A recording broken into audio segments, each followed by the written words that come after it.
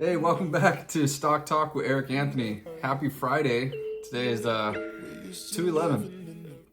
What a day indeed. Today has been definitely red, most of you are probably can tell already. For today's video, I just kind of want to let you kind of get into my mindset, what I usually do on days like these, what's different on my approach now compared to maybe when I just entered the market. I want to discuss some of the things that caught my attention on why the market's red. Some things are pretty apparent. But more importantly, I want to focus on the companies that I care about. And I just want to kind of review with you guys some of my favorite stocks and what I noticed them doing today, even on a red day. Remember, the stock is not the business. The price action of how a stock moves doesn't necessarily correlate with what the business is doing, whether the business is thriving, whether the business has things going on in the future. It really, just always kind of remember, stock is not the business. So when you're investing into the business. You're not investing into the stock. When you're trading, when you're doing option trade, understand flows, understand how to swing. Day trading, I would say more you're looking at price action and just price, stock activity. And that would probably be more so on when the stock matters and then when the price of the stock matters. In regard to long-term investing, you're investing to the business. So yeah, just wanted to kind of get that out there. Another thing today too is just kind of want to bring to you guys' attention how just some things we probably want to think about over the weekend. So hopefully with this video you get to learn a few new things, get into the psychology of my mindset during a day like this, and more importantly just kind of get to know a little bit more about me and what are my interests in the market. Okay, and like always, before we begin, if you can just hit that like, subscribe, and notification bell, I would greatly appreciate it. Okay, so kind of my day. What did I do today? My day, definitely woke up early, like always, and checked out just the market activity. I like to do that to kind of figure out, am I going to hop in today or am I going to make some plays? I don't know. I usually just like to check it out, and like I've been telling you every day, I always just follow the market behavior, sentiment, and kind of start figuring out my plan. As many of you can see, and even as I was on Twitter today, you could just see World War III, recession, stock crash. Just the sentiment for the market right now is just bear, and everything's just going to collapse, right? So before we get into that a little bit more, let me tell you about the day. After seeing the market, kind of noticing that, just started my day like any other day. Made some coffee, per usual. Made my favorite things to eat: eggs, bacon, and no avocados today, but eggs, bacon, and my favorite waffles, of course. And had a pretty nice morning today. Today, I realized quite early, probably not be a day to pay attention to the noise out there, because it can be quite influential, especially if you don't have a strong sentiment on your personal convictions or on the stocks that you hold. So today was actually pretty fun. I got to hang out with little man, played a little bit today. We watched the first 15 minutes of his favorite movie, Toy Story, of course. And then after that, it's just playtime. It was also a good day to try to let him lead the way, I guess, on where we were going to clean. As you can see here, he's quite strong and loves to move the chairs. So from there, I was like, you know what? Let's just sweep the floor. Let's just Swiffer up a little bit and get that out of the way. It was kind of funny because I did not think about how hard it would be just to even get the Swiffer pad onto the Swiffer, the stick itself, because that little dude right now where he's at, everything I do and everything his mom does, he wants to be like white on rice. And it can be, it definitely builds patience, that's for sure. But nonetheless, had a great time with him today. He's actually sleeping right now, as you can tell, because I'm making this video, right? Oh yeah, I forgot to say, yesterday we went to the, our little plaza area, and took him to the train. So it was really fun to see him in the train, and we got to take him on the carousel. I don't know if it's a carousel or a merry-go-round, but I'm gonna keep calling it a carousel because that's what other people were saying. But nonetheless, he had a great time there. And I think I told you guys yesterday that I'd been bowling. And yesterday, no joke, oh man, I almost hit a turkey. It was crazy. It was actually quite exciting. As you can see here, a few nines, a couple spares. Man, almost did it. But anyway, nonetheless, it was a really nice Thursday. Today kind of sucked to wake up and kind of see the market behaving the way it does. But again, we kind of want to think about why it's doing it and how to kind of set ourselves up mentally on what we're going to do to be proactive with some of our plays in the market. As I was saying before, with the World War III thing, everyone's talking about Russia and Ukraine. So keep your eye out on that.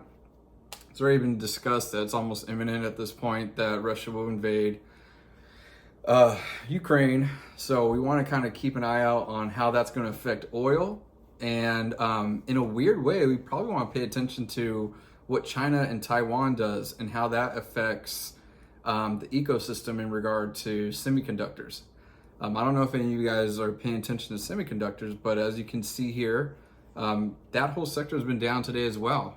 Taiwan serves a crucial part in that process. So that's something just to kind of keep in mind. One that I'm looking at or paying attention to a little more than I usually would is NVIDIA. I'll do a video I'll better explain NVIDIA probably tomorrow and then kind of go from there. But yeah, so with regard to Russia, Ukraine, and now China, Taiwan, of course, you're gonna get the World War III thing. Just kind of, like I said, always kind of just block out the noise and keep your eye on the companies that you own. What did they do? Did they go bankrupt today? If the answer is no, then what did they do if there's any news? So let's just kind of hop into some of our favorite sectors to watch and some of our favorite companies. As we all know, one of my favorites, BNGO, stock ticker BNGO, Bionano Genomics.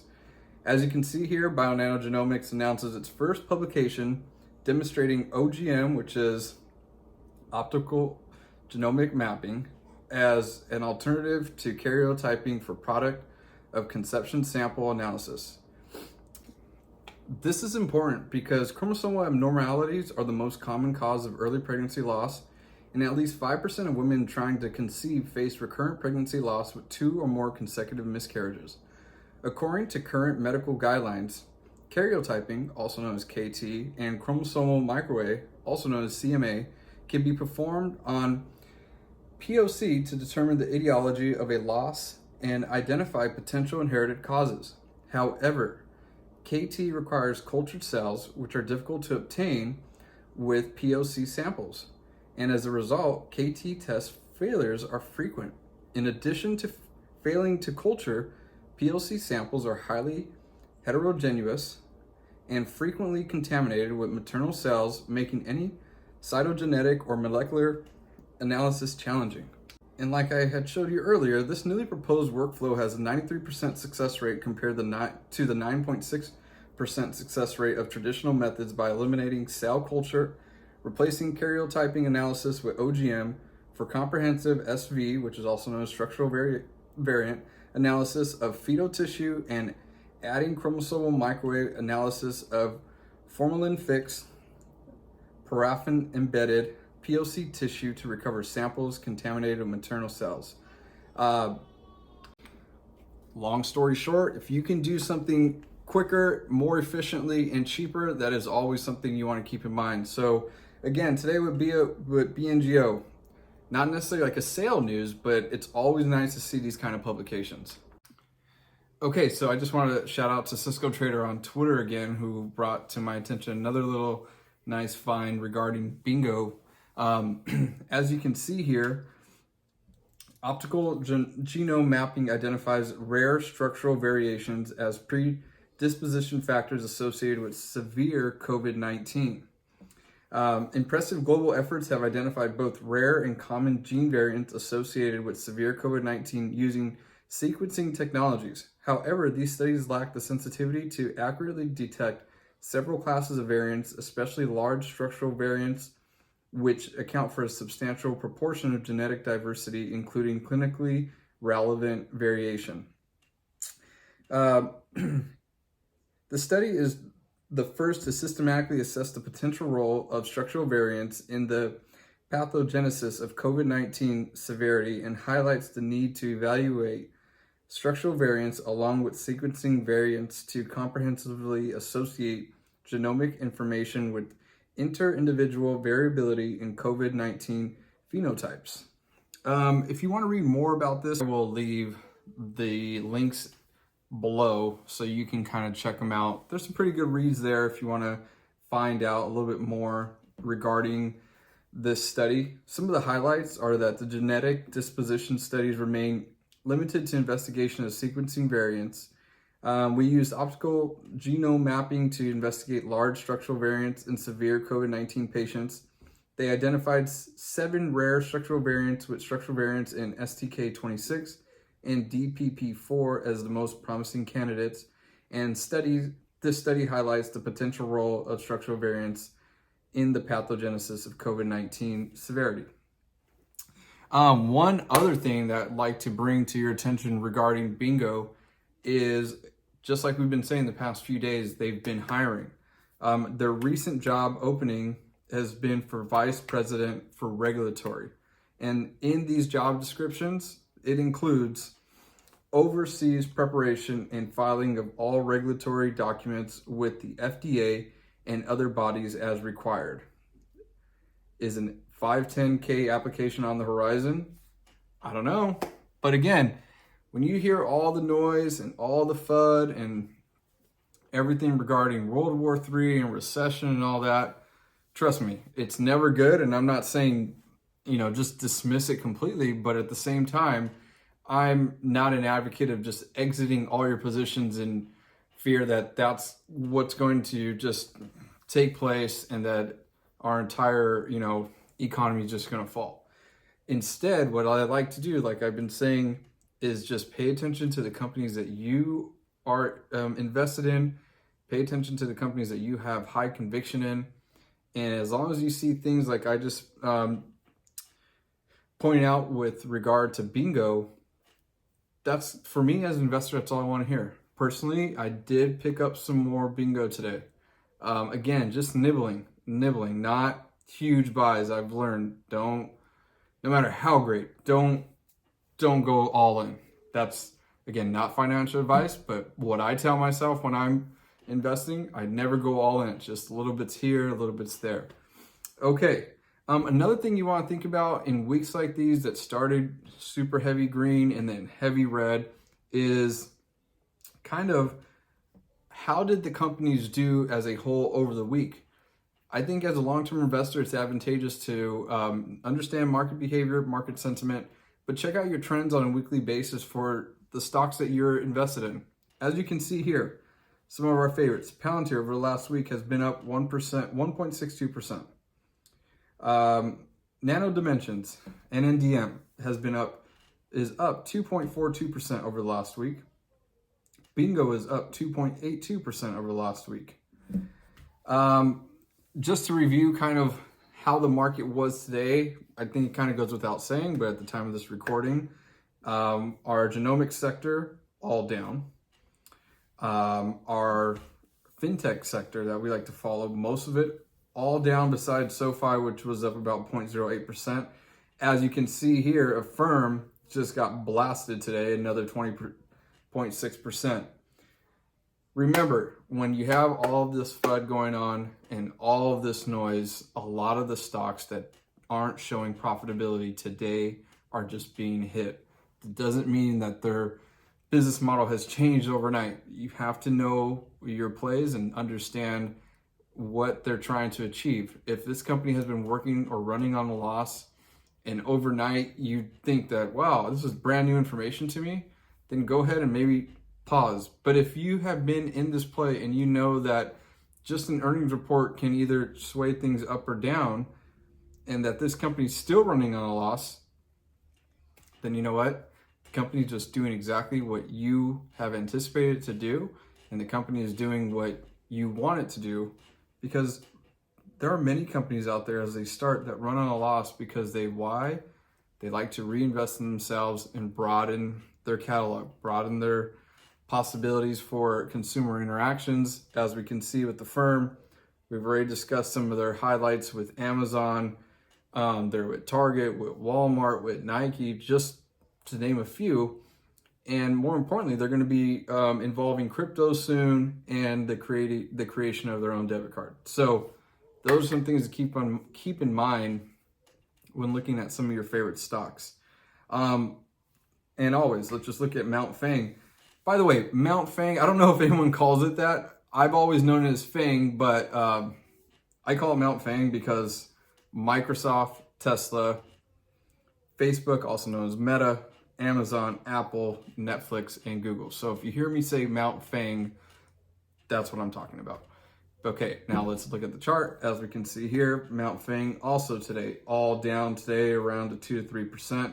Remember, Mount Fang is important. Why? Because they consist from a range of about 36, 37 to 40% of some of the major indexes that we follow in regard to what we determine on how the market moved, whether it's the NASDAQ or the Dow. Okay, so now we've discussed the possibilities of World War III. We've discussed how Russia and Ukraine can affect our market, and more importantly, how China and Taiwan may be affecting part of our market, a lot of our market, in regard to the semiconductors. We have discussed how to maybe wash out some of that noise and just kind of focus on what your favorite companies are doing. Just want to piggyback off of one more company that we've been following here on the page, Palantir. Today it was shown that one of the biggest bears, and this is why, again, I always say just try to wash out all the noise, even if it's from people with blue checks, high statuses, fund managers, whatever it is. Just believe in what you believe based off of your due diligence, off of how you've educated yourself, and off of your high conviction. Because today, with Palantir, it was revealed that Ross Gerber, who we know just recently, like back in December, had called Alex Karp, the CEO of Palantir, the devil himself, and basically said that Palantir is just the worst company ever, and they're selling United States data to other countries to use it against us, blah, blah, blah, blah, blah. What do we find out? Well, as you can see here, Gerber Kawasaki Wealth and Investment Management now are back in to owning Palantir. Well, today I hope that this video is able to kind of show you how my day went as a long-term investor in some of my plays, what caught my eye, and more importantly, hopefully I was able to give you some solid updates on a few of our favorite stocks, including BNGO, Palantir, and and as you can see here with this picture, we will see that ABML has also just completed even more construction that I've been showing you throughout the week. I know yesterday I was going to tell you about a penny stock that I really enjoy. Surprise, it's ABML. It's one of my favorites in that space. Okay, well, I don't know if you can hear, but little man, I think just woke up. So I have to go. Like always, thank you so much for hanging out with Stock Talk with Erik Anthony. And I will see you mañana. We used to live in the